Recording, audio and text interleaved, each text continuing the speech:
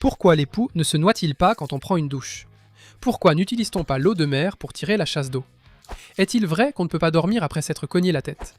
L'astronomie a-t-elle une utilité pratique dans la vie réelle? Si le feu a besoin d'air pour brûler, pourquoi s'éteint-il quand on souffle fort dessus? Je vais répondre à toutes ces questions, mais commençons par celle-ci.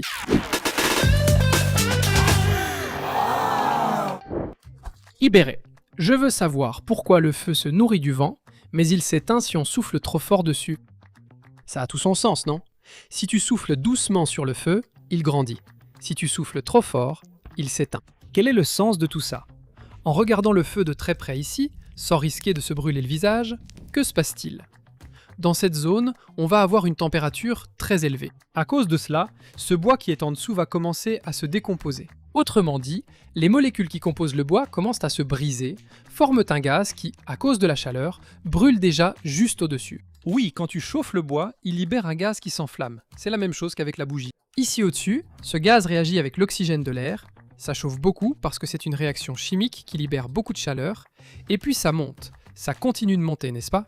Cet air chaud, avec toutes ces choses qui sortent du feu, dioxyde de carbone, vapeur d'eau, il monte par ici, et de l'air frais entre, monte, pour réagir à nouveau avec ce gaz qui sort du bois. Pour que le feu se produise, il a besoin de chaleur, de combustible, qui dans ce cas est le bois, mais aussi du gaz qui en sort et de l'oxygène de l'air. Si tu souffles doucement sur ce feu, tu donnes plus d'oxygène pour que le feu se produise. Alors il augmente, il devient plus fort, parce qu'une des trois choses dont il a besoin est en excès. Si tu souffles trop fort, deux problèmes vont se produire. Le premier, c'est que tu refroidis le feu, tu retires la chaleur qui est là, parce que ton souffle est beaucoup plus froid que le feu lui-même. Et la deuxième chose, c'est que tu enlèves d'ici le gaz qui sortait du bois, il est repoussé au loin et il ne réagit plus avec l'oxygène de l'air. Alors, au moment d'alimenter le feu, n'est-ce pas, d'y mettre plus d'air, il faut comprendre le bon dosage. Souffler un peu plus fort, voir si ça commence à s'éteindre. Souffler un peu moins fort, jusqu'à comprendre quel est le bon réglage. Janssen demande ici, et si c'était quelque chose ici en bas, qui n'était pas exactement du bois? Par exemple, ça pourrait être de la paraffine, Janssen. Avec la paraffine, il se passe exactement la même chose qu'avec le bois. La paraffine chauffe, passe de l'état solide à l'état liquide, puis de l'état liquide à l'état gazeux. La seule chose qui brûle, c'est le gaz de la paraffine qui s'échappe là. D'en fait une expérience du Manual do Mundo où on éteignait la bougie et on arrivait à la rallumer plus haut grâce au gaz qui sortait encore de la mèche chaude. Cela arrive avec n'importe quel combustible solide ou liquide. Il ne prend pas vraiment feu. Ce qui brûle, c'est le gaz qu'il libère. Si c'était de l'essence ici, ce n'est pas non plus le liquide qui brûle. L'essence chauffe, elle commence à s'évaporer et c'est la vapeur d'essence qui prend feu. Profitons du fait que tu regardes ce Bill Respond pour te montrer une nouveauté qu'on vient de lancer ici sur Manual do Mundo, qui est notre jeu Solution. C'est un jeu du genre CSI où tu dois résoudre un crime. Dans ce cas, le crime, c'est qu'Osvaldo s'est fait voler. Et ce qui est spécial dans ce jeu, c'est que tu résous le mystère en faisant des expériences de chimie. Et oui, il y a plusieurs réactifs qui viennent avec le jeu pour que tu puisses faire les expériences. C'est un jeu collaboratif où tout le monde travaille ensemble pour résoudre l'affaire pendant que le fugitif s'échappe. Tu dois résoudre le mystère avant que le fugitif ne parte. Il y a beaucoup d'options différentes qui sont tirées au sort au début du jeu, donc il ne devient pas répétitif. À chaque partie, le fugitif sera dans un endroit différent, les indices seront différents, donc tu peux y jouer plusieurs fois. Et si tu es dans un endroit où tu ne peux pas faire les expériences, ou s'il te manque un réactif, ce n'est pas grave, parce qu'il y a un carnet ici, avec un QR code de toutes les expériences que j'ai faites ici sur Manual do Mundo pour toi. Tu peux consulter et voir le résultat en vidéo. Le jeu vient tout juste d'être lancé. Si tu veux connaître le prix, savoir où l'acheter, tout ça, je laisse le lien ici dans la description, mais aussi dans la vidéo, tu peux cliquer directement depuis la vidéo. Si tu regardes à la télévision, je vais aussi laisser un QR code à l'écran que tu peux scanner pour tout savoir sur le jeu. On va découvrir la solution de l'affaire en utilisant des solutions chimiques. Si je fais bouillir l'eau de mer et qu'il ne reste que le sel, est-ce que je peux manger ce sel? Genre, l'utiliser dans la nourriture? Ce n'est pas très bon, non. Quand on fait bouillir l'eau, tout ce qui n'a pas évaporé reste au fond. Si c'est de l'eau de mer, bien sûr, il y aura beaucoup de sel. Mais il peut aussi y avoir plein d'autres choses sales dedans. Si c'est un endroit pollué, par exemple, il y aura plein de substances toxiques. Et là, peut-être que tu vas me demander, mais c'est pas comme ça qu'on fait le sel de cuisine. Quelle est la différence entre faire bouillir chez moi et le sel que j'achète au supermarché? D'abord, le sel que tu achètes au supermarché vient d'un endroit où on sait que la mer est propre. D'ailleurs, ça vaut le coup d'aller voir dans une saline. Ensuite, d'après tout ce qu'on connaît des usines qu'on a déjà visitées, ce sel a probablement une qualité contrôlée, non? Ils font des tests pour vérifier qu'il n'y a rien de toxique dans le sel.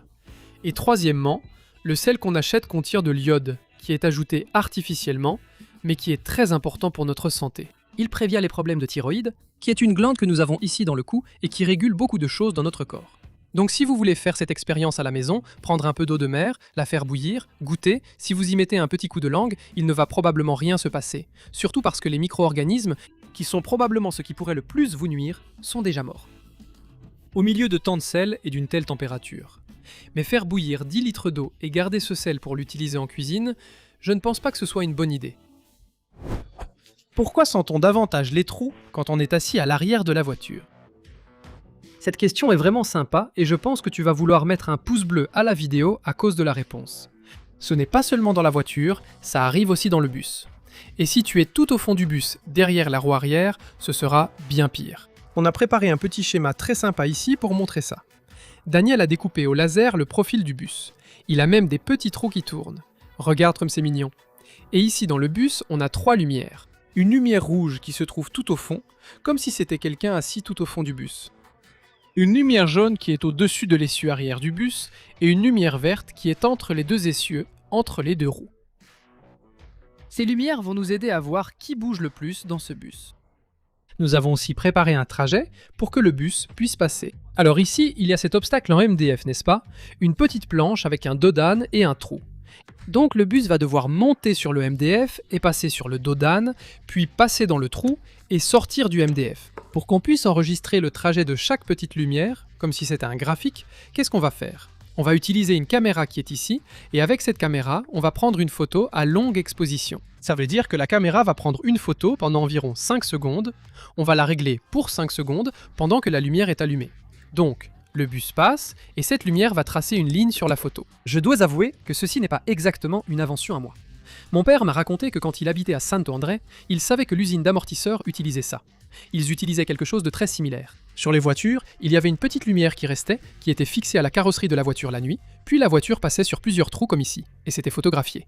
Une photo dans ce cas, à l'époque, une vraie photo sur pellicule, pour voir à quel point la carrosserie oscillait. Et comme ça, on savait si l'amortisseur fonctionnait ou non. Allons-y.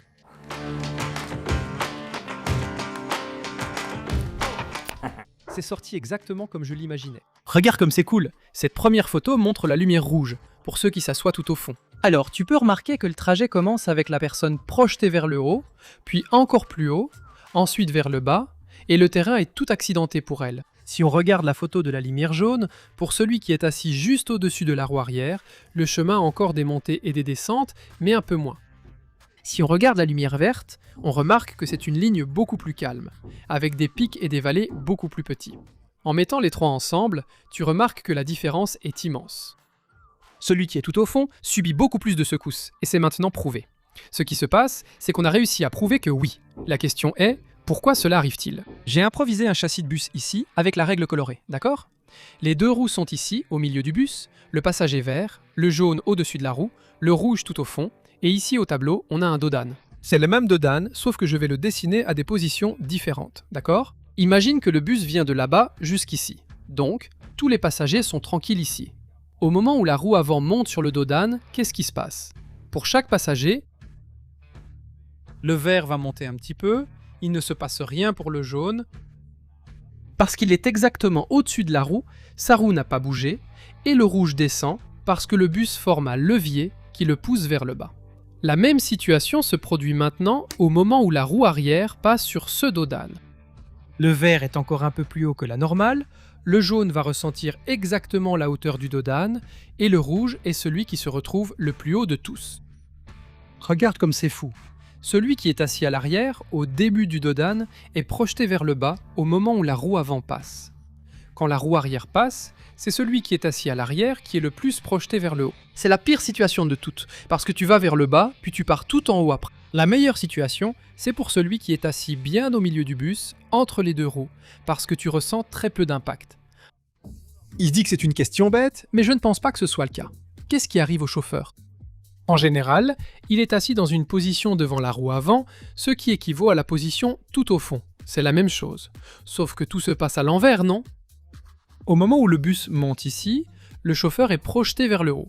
Et quand la roue arrière passe sur l'obstacle, le chauffeur est projeté vers le bas. Donc le chauffeur, oui, subit tout ce mal des transports dû au boss, exactement comme celui qui est assis tout au fond.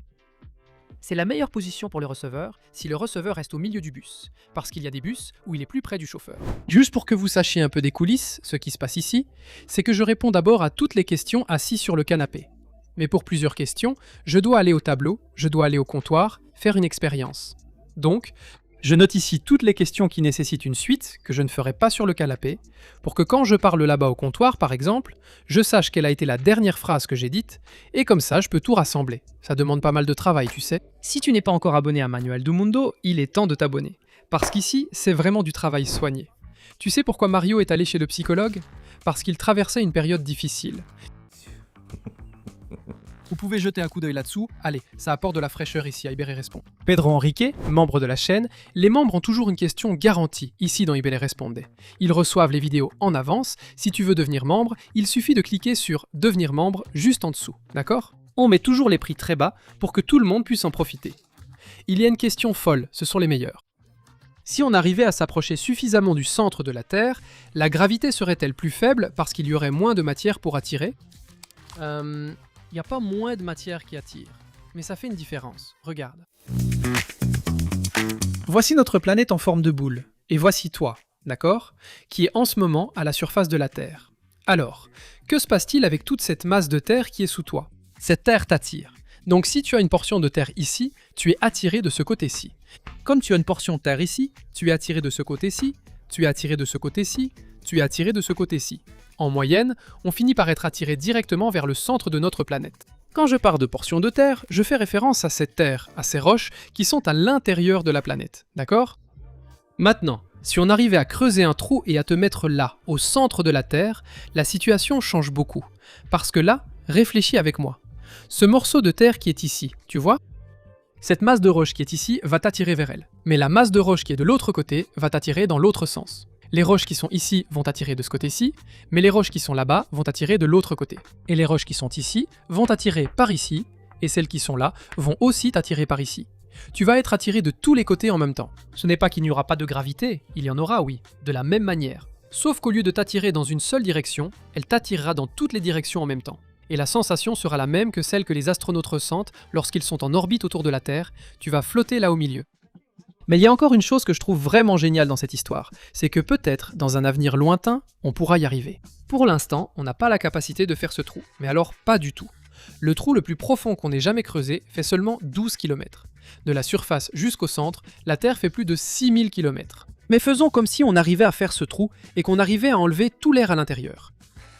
De façon à ce qu'une personne puisse sauter dans le trou sans air, elle ira avec une bouteille d'oxygène, comme un plongeur, et ce sera complètement fou parce que cette personne va atteindre une vitesse impressionnante, incroyable, beaucoup plus rapide que si elle sautait d'un avion par exemple. Parce que quand elle saute d'un avion, il y a beaucoup d'air qui résiste, non?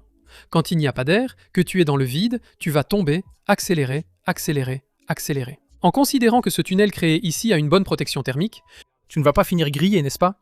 Tu vas accélérer jusqu'à atteindre le centre de la Terre, parce que jusqu'à ce que tu arrives au centre, la gravité continue de t'attirer, elle devient de plus en plus faible, et quand tu arrives ici, c'est comme si elle n'existait plus. Elle existe, je viens de te le montrer, mais c'est comme si elle n'existait pas. Sauf qu'au fur et à mesure que tu sors du trou, la gravité revient. Donc tu vas prendre beaucoup d'élan et tu vas perdre cet élan. Perdre, jusqu'à ce qu'il s'arrête exactement quand tu arrives de l'autre côté. Si on faisait ce trou ici à Sao Paulo, je sortirais là-bas, à côté du Japon, au milieu de la mer. Ce que je trouve le plus fou dans tout ça, c'est que si toute cette ingénierie était possible, je ferais ce voyage en 40 minutes environ, d'ici jusqu'au Japon. C'est à peu près le temps qu'une fusée met pour faire ce trajet. Et en plus, sans utiliser aucun carburant, j'utiliserai seulement la force de la gravité pour sortir de l'autre côté. Un peu comme un skater fait quand il est sur le bord de la piste. Il descend et remonte de l'autre côté, pratiquement sans effort. C'est vraiment une idée folle, non ? Je ne vais juste pas la breveter parce que je ne serai plus en vie quand ils réussiront à faire ce trou. Pourquoi n'utilisons-nous pas de l'eau salée pour tirer la chasse d'eau? C'est dommage d'utiliser de l'eau douce qui devrait être réservée à la consommation. C'est vrai, on traite l'eau, on la rend potable, et au final, on l'utilise pour tirer la chasse, pour laver le sol. Il y a des gens qui lavent le trottoir, lavent la voiture. On pourrait utiliser une autre eau pour faire ces choses-là. C'est vrai, on pourrait, mais ce n'est pas aussi simple que ça en a l'air. D'abord, il faudrait une tuyauterie complètement nouvelle pour cette autre eau. On ne peut pas la faire passer par les mêmes canalisations qu'on utilise aujourd'hui. Donc ici, dans la maison du Manual do Mundo par exemple, il faudrait casser tous les murs pour installer de nouveaux tuyaux. Donc, cette idée a plus de sens dans des bâtiments qui sont en train d'être construits maintenant, non? Parce que là, tu fais déjà la tuyauterie séparée. Ensuite, en pensant à l'eau salée, qui serait de l'eau de mer, il y a d'autres difficultés. D'abord, ça ne servirait qu'aux villes qui sont près de la mer. Une ville comme Sao Paulo, qui est en haut de la montagne, c'est très difficile. Parce qu'il faudrait pomper l'eau de mer depuis Santos jusqu'à Sao Paulo, ce qui coûterait très cher, mec, ça n'a pas beaucoup de sens. Il y a une autre question, c'est que l'eau salée, elle n'est pas facile à gérer. Parce qu'elle fait rouiller les choses très facilement, le sel s'accumule à plusieurs endroits, donc, le sel, il stimule plusieurs réactions chimiques qui ne se produisent pas avec de l'eau pure. Donc, c'est difficile de gérer l'eau salée. Mais Hong Kong l'a fait, et là-bas, ça fonctionne. La solution qu'on utilise au Brésil, dont je ne sais pas si ça marche vraiment bien déjà, c'est d'utiliser de l'eau grise pour faire ces choses-là. Ce serait une eau qui vient des eaux usées, mais des eaux usées qui ne sont pas trop sales. Par exemple, quand tu prends une douche, l'eau qui sort de ta douche, elle est théoriquement propre. Si tu n'es pas quelqu'un de très sale, il y a juste un peu de savon et la graisse qui vient de ton corps. Donc, ça va. Tu peux tirer la chasse d'eau avec ça ou laver la cour. Alors, dans une maison ou un immeuble, il faut construire un réservoir pour stocker cette eau. Il faut traiter un minimum cette eau pour enlever les petites saletés qu'elle contient, puis tu l'utilises à nouveau, en utilisant encore une fois cette canalisation séparée. Cette canalisation séparée doit être construite de toute façon, parce qu'aujourd'hui, on utilise la même canalisation pour tout. En résumé, ces solutions sont intéressantes, elles doivent être mises en place, mais ce n'est pas simple. Dans une vieille maison, il faut tout reconstruire, et dans une maison neuve, ça coûte plus cher. Pourquoi dit-on que si on se cogne la tête, il ne faut pas dormir? C'est vrai. Il existe cette recommandation selon laquelle, si vous vous cognez fortement la tête, vous ne devez pas dormir après. Je ne connaissais pas non plus, j'ai appris ça quand Elena, ma fille, était toute petite, elle est tombée, s'est cognée la tête, et Marie a dit « on ne peut surtout pas la laisser dormir ». La vérité, c'est que dormir ne change rien à la blessure qui a pu se produire à l'intérieur de votre tête. Mais il y a quelque chose d'important. Imagine qu'au moment où vous vous êtes cogné la tête, un petit vaisseau s'est rompu dans votre cerveau, d'accord? Et ça a commencé à saigner là où ça ne devrait pas. Et puis juste après, vous vous endormez. Vous dormez, et personne ne sait ce qui se passe avec vous. Ce petit vaisseau continue de saigner là, causant d'énormes dégâts dans votre cerveau. Donc l'idéal, c'est que les gens ne dorment pas après s'être cogné la tête, pour que les personnes autour puissent leur parler et voir si tout va bien, si elles répondent, n'est-ce pas? Qu'elles parlent correctement et qu'elles arrivent à marcher et tout le reste. Parce que si elles commencent à se sentir mal, si elles vomit, n'arrivent pas à parler correctement, n'arrivent pas à marcher, il faut l'emmener à l'hôpital le plus vite possible, parce que vous savez que quelque chose de grave s'est passé. Donc, ne pas dormir, c'est une façon de continuer à surveiller la personne pour savoir si tout va bien. Si la poule pond un œuf avec 2 jaunes, mon pote, est-ce que ça donne des jumeaux? Oui, si c'était un être humain, ce serait l'équivalent de jumeaux qui ne sont pas identiques, mais il y a un problème. Chez l'être humain, le ventre est élastique. Donc, si une femme tombe enceinte de jumeaux, son ventre va grossir un peu plus. Généralement, les enfants ne grandissent pas autant dans le ventre. Mais, enfin, on peut avoir des triplés, des quadruplés, je ne sais pas comment on appelle à partir des quadruplés, quintuplés, sextuplés? Non, c'est peut-être pas ta jumeau, je ne sais pas. Non, attends, c'est pas possible, c'est le manuel de Mundo, non? Non, on ne peut pas avoir un je ne sais pas comme ça ici au milieu. Attends un peu, on dit jumeaux quand ils sont 2, triplés pour 3, puis quadruplés, quintuplés, sextuplés, et à partir du 7e, on dit déjà septuplé, octuplé, nonuplé ou décuplé. Mais en pratique, il n'y a jamais eu de décuplé, d'accord? Le plus grand cas que j'ai trouvé ici était celui de nonuplé. Mais revenons maintenant à l'œuf de poule. L'œuf a une taille fixe, donc l'œuf avec 2 jaunes a la même taille qu'un œuf qui n'aurait qu'un seul jaune. Et donc, les nutriments à l'intérieur de l'œuf, ils peuvent ne pas être suffisants pour développer 2 poussins. Donc en général, quand ces 2 poussins naissent, ils vont naître avec des problèmes, avoir beaucoup. Il sera très difficile d'avoir 2 poussins qui arrivent à se développer s'ils sont des jumeaux non identiques qui sont nés du même œuf. Yvette? Ça m'arrive aussi, je vais écrire. Je tape Ibéré et le correcteur automatique met Yvette. Mais bon, si je suis trompé seulement sur internet, est-ce que j'aurai des cornes ou une antenne? Écoute, ça dépend si tu as été trompé par la 5G ou par le Wi-Fi. La 5G n'a généralement pas beaucoup d'antennes, non? Le téléphone fonctionne avec la 5G et il n'a pas d'antenne. Mais sur le routeur Wi-Fi, il y a une antenne. Donc si je suis trompé, avec le Wi-Fi, c'est une antenne, non? Les moustiques, ils sont attirés par les humains parce qu'ils émettent de la lumière? Les humains qui émettent de la lumière? Mais quelle question géniale! Oui, les humains émettent de la lumière. En ce moment même, toi qui regardes de l'autre côté, tu émets de la lumière. Le problème, c'est que c'est une lumière qu'on ne peut pas voir nous-mêmes. C'est de l'infrarouge. Ce serait une lumière qui, si on regarde l'arc-en-ciel, se trouverait juste après le rouge. Certains animaux arrivent à voir cette lumière que nous émettons. D'ailleurs, si tu prends une de ces caméras qu'on utilise ici pour mesurer la température, tu peux remarquer qu'il y a des choses qui, lorsqu'elles sont chaudes, émettent un certain type de lumière. Quand je dis aussi chaude, c'est à n'importe quelle température qui soit au-dessus du zéro absolu.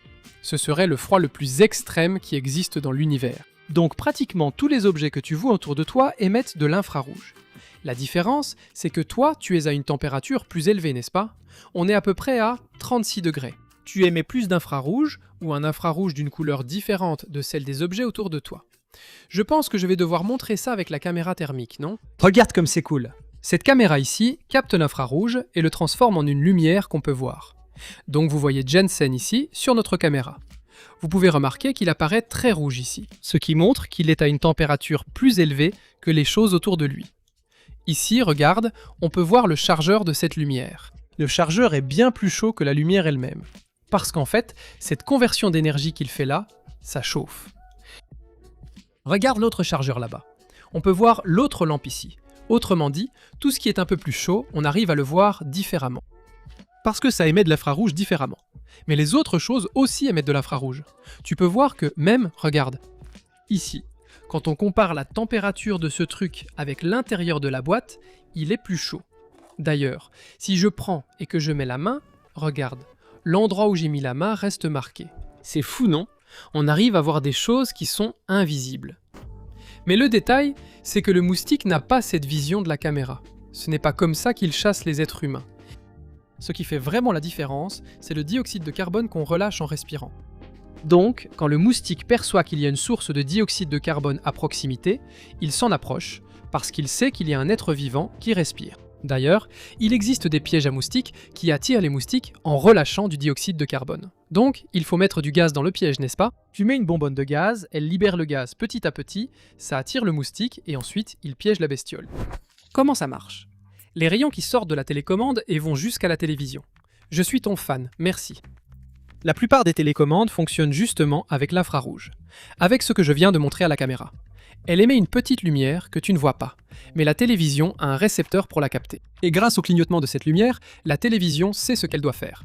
Donc, je vais inventer un code ici, d'accord? Je ne sais pas exactement quel code la télévision utilise. Mais supposons que lorsque la petite lumière clignote une fois, cela signifie que tu dois augmenter le volume. Quand elle clignote 2 fois, c'est pour baisser le volume. Quand elle clignote 3 fois, c'est pour passer à la chaîne suivante. Et ainsi de suite. C'est un code, tu vois, un peu comme le code Morse que ces télécommandes utilisent. Elle clignote très rapidement et la télévision comprend ces clignotements.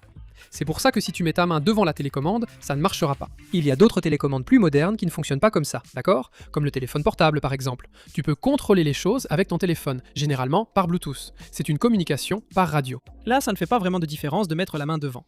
Mais c'est aussi un peu plus embêtant à connecter, à synchroniser les deux. La télécommande de la télévision, tu as juste à la pointer, appuyer et ça marche tout de suite. Mais ici, c'est Manual do Mundo, non? J'étais curieux de voir si on pouvait enregistrer l'infrarouge ici. Eh bien, non. Notre caméra ici ne capte pas la lumière que la télécommande transmet. Mais je pense qu'on a autre chose ici qui va capter. Il y a eu une vidéo que j'ai enregistrée au tout début de Manual do Mundo. Je ne sais pas, ça doit faire déjà environ 17 ans. D'ailleurs, cette année, Manual do Mundo fête ses 18 ans. Dans cette vidéo, je montrais comment on pouvait voir la petite lumière de la télécommande en filmant avec la caméra du téléphone portable. Quel est le problème? Les caméras des téléphones portables se sont énormément améliorées depuis cette époque. Et aujourd'hui, elles ne captent plus autant l'infrarouge. La caméra du téléphone portable ressemble de plus en plus à l'œil humain. Donc si je filme ici, regarde, je ne vois rien. Cette webcam ici, on l'a préparée il y a longtemps pour parler un peu de l'infrarouge. Et on a retiré le filtre qu'il y avait à l'intérieur qui empêchait la lecture de l'infrarouge. Donc maintenant, elle arrive à voir l'infrarouge mieux qu'avant. L'infrarouge, ce n'est pas juste une couleur, d'accord? C'est tout un ensemble de lumières qui existent en dessous du rouge dans l'arc-en-ciel. Donc il existe plusieurs types d'infrarouge différents, comme s'il s'agissait de couleurs différentes. Oui, ce qu'elle arrive vraiment à montrer, c'est cet infrarouge qui est le plus proche de notre vision. Regarde comme c'est cool. Voyons voir alors. Télécommande de la climatisation. Quand je la pointe ici vers la caméra, Regarde. On dirait une lampe de poche. Elle émet beaucoup de lumière. Si je m'approche, tu vois que c'est vraiment un gros éclat. Ça ressemble à un flash ici sur la caméra. Cette lumière clignote, d'accord? Tu regardes ici, on dirait juste une petite impulsion. Non. Elle envoie un code à la climatisation, mais c'est tellement rapide qu'on ne peut pas le voir. Donc, ça répond à ta question. Les rayons que la télécommande émet sont des rayons lumineux, de la lumière infrarouge. Ton contenu m'a donné envie de devenir biologiste marin. Quel conseil me donnerais-tu? J'ai 17 ans. Isadora, 17 ans. C'est un âge qui change beaucoup de choses dans la vie des gens. Je trouve même un peu injuste qu'une personne de 17 ans doive déjà décider autant de choses sur l'orientation de sa propre vie. Quand j'ai eu 17 ans, j'ai compris que je devais beaucoup étudier si je voulais changer ma vie. Parce que je vivais dans une petite ville de province, je n'avais pas beaucoup d'argent. J'avais besoin d'aller dans une bonne université qui me donnerait plus d'opportunités. Et pour entrer dans une bonne université, je devais réussir un concours difficile. Je pense que c'est aussi ton cas. Si tu veux devenir biologiste marine, tu dois étudier dans un bon endroit qui va t'offrir plein d'opportunités. Donc, mon seul conseil, c'est lâche ton téléphone et étudie à fond. Étudie beaucoup, beaucoup, beaucoup. S'il y a une chose que personne ne peut t'enlever, c'est tout ce que tu as étudié, c'est tout ce que tu sais. Alors vas-y à fond. Si c'est ce que tu veux, la voie, c'est d'étudier. Et même si tu changes d'avis en cours de route, ce que tu as étudié te sera utile plus tard. D'accord? Comment l'astronomie nous aide-t-elle ici sur Terre? Regardez les astres là-haut, ça fait vraiment une différence? Dans notre vie? Concrètement, dans la pratique? Pour moi, cette question est très importante. Parce que je suis ambassadeur de l'OBA, l'Olympiade brésilienne d'astronomie et d'astronautique. Et après tout, si l'astronomie ne sert pas à grand-chose, alors à quoi bon, non? Pas du tout. L'astronomie est super utile, très utile depuis des millénaires. D'abord, c'est l'astronomie qui définit notre calendrier, qui définit comment nous comptons le temps. Donc, c'est en observant le ciel et les étoiles que les gens ont commencé à comprendre l'année, à comprendre comment fonctionne le jour, les saisons de l'année, les phases de la Lune. Et tout cela est très important pour l'agriculture, pour la planification, pour savoir quand il va pleuvoir, quand planter, quand récolter, savoir si vous devez vous préparer pour le froid, savoir si vous allez pouvoir traverser un endroit qui pourrait être couvert de neige ou inondé.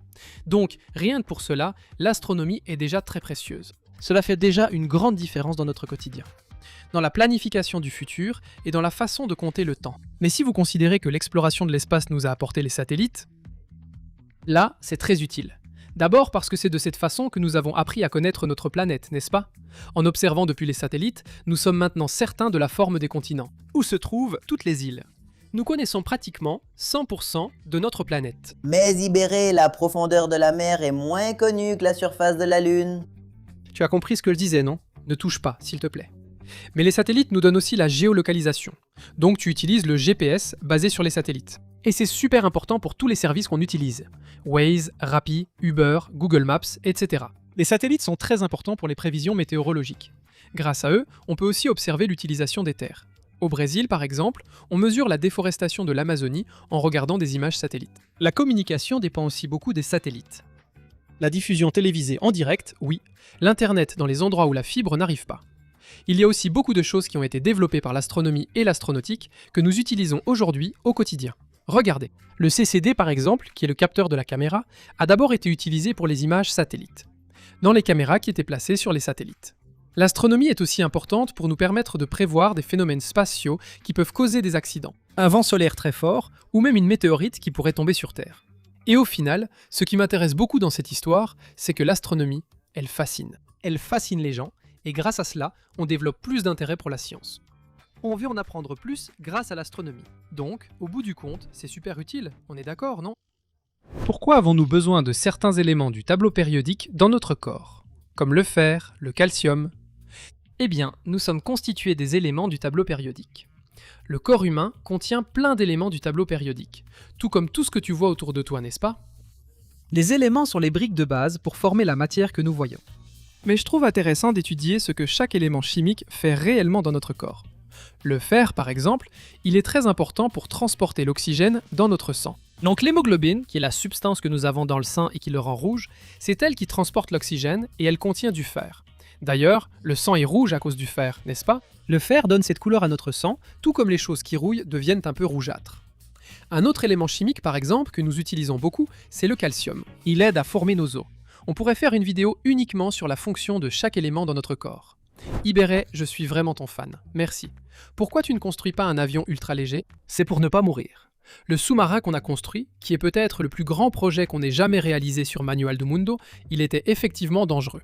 C'est dangereux de descendre sous la mer avec beaucoup de pression et tout ça.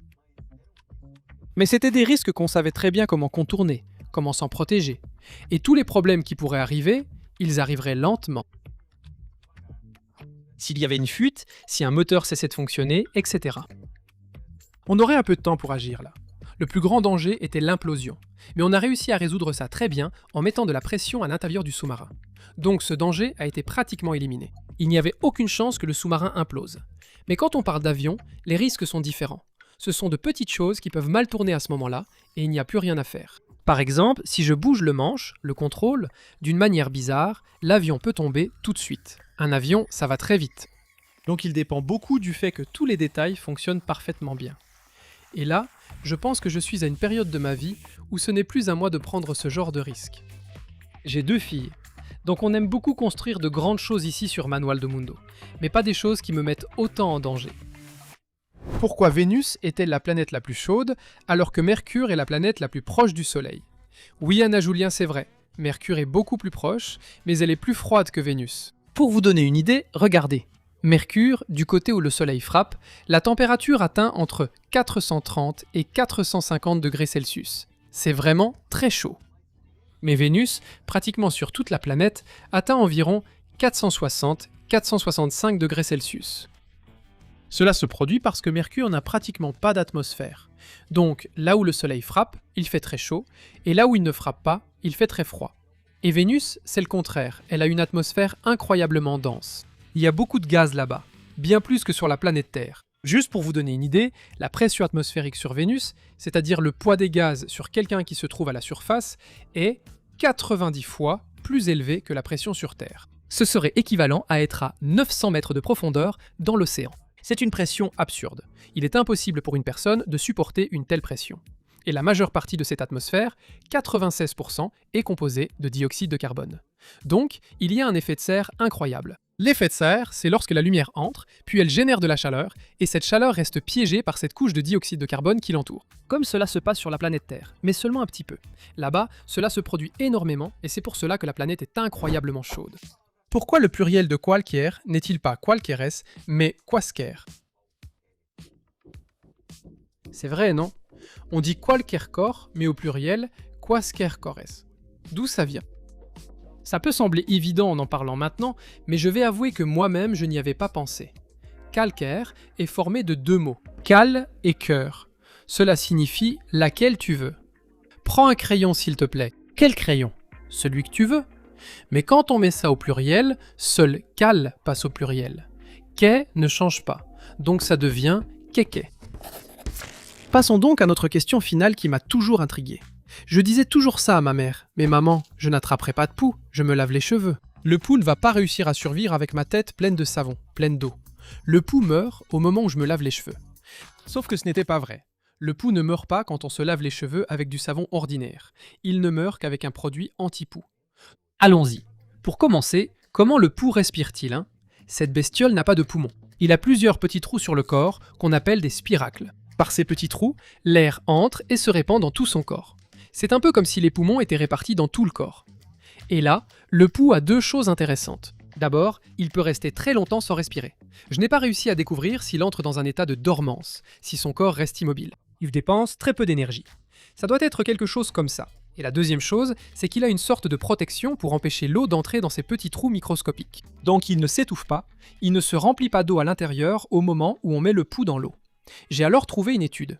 Autrement dit, la question n'est pas seulement la nôtre. Les scientifiques se posent aussi la question. Ils ont mis le poux dans l'eau pour voir combien de temps il survivait.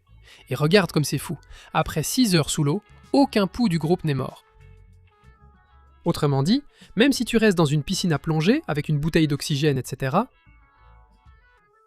pendant 6 heures, aucun poux sur ta tête ne va mourir. Même la bouteille d'oxygène ne dure pas aussi longtemps. En 24 heures, seulement la moitié du groupe de poux est morte. Donc c'est une bestiole incroyablement résistante à l'eau. Ça ne sert à rien cette histoire de se laver la tête pour enlever les poux, non, il faut les enlever avec un peigne fin. Il faut utiliser un shampoing spécialisé pour tuer les poux. Parce qu'en se lavant simplement la tête avec un shampoing ordinaire, ou en gardant la tête sous l'eau, ça ne va pas tuer la bestiole. Désolé de te donner cette nouvelle, mais Ibéré de 8 ans, tu avais tort. Peut-être que tu as remarqué dans cette vidéo qu'elle a été publiée en août, et que dans le coin, quand je suis assis sur la chaise en train de répondre, il y a un clap, non? C'est ça. Un clap? Où est ton clap? J'ai compris. Il y a ça ici, regarde. Le clap est utilisé au cinéma pour montrer ce que tu es en train d'enregistrer. Et tout ça. Oui, dessus il était écrit juillet. C'est parce que j'ai enregistré Ibele Respond pour juillet. Et ça a donné un Ibele Respond énorme, de plus d'1 heure. Et là, on s'est rendu compte ici, chez Manual do Mundo, que c'était peut-être une vidéo trop longue. On a découpé cette vidéo et on l'a divisée en 2. Et maintenant, j'enregistre encore quelques passages ici pour que ce soit mieux et tout ça. Inclure la question des membres, faire l'introduction. Mais la plus grande partie de cette Ibere Respond a été enregistrée il y a environ 1 mois. Mais les questions restent valables. Je pense que je me suis un peu trop emballé.